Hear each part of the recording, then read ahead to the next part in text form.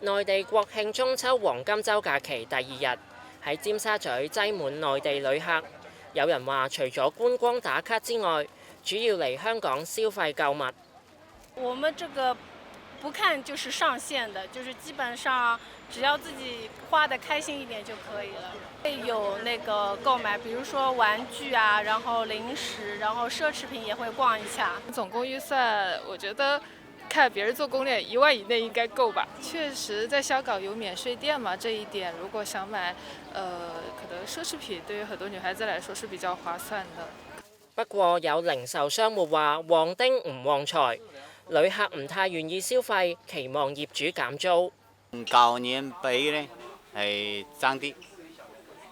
即係舊年嘅話，可能話好多人排隊買單，最少升到40%啦。入境處統計，黃金週第一日訪港內地旅客人次超過23萬，比舊年多半成。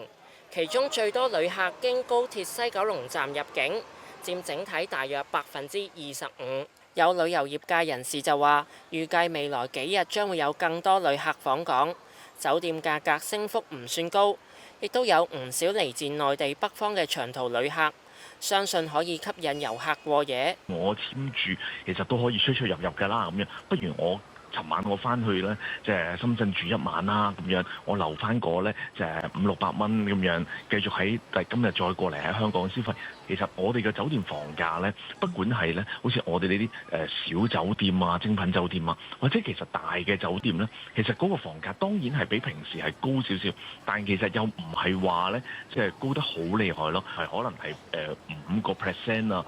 至10% 左右啦。有零售業界立法會議員話，黃金週市道人流暢旺，受匯價同埋免稅影響，本港售賣奢侈品仍然有吸引力。咁我相信同平日我哋見到啲朋友過嚟，淨係集中喺深圳嗰邊過嚟嗰啲，又會有啲唔同嘅。今次會係多啲遠程客，面上面咧其實都旺嘅，都啲化妝產品啊，一啲奢侈品嘅話咧都有啲朋友喺度排隊嘅。咁啲金飾嘅話咧，其實都係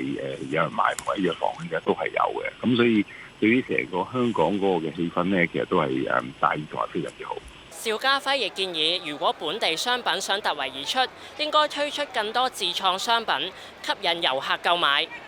廣播新聞網記者張家傑報導。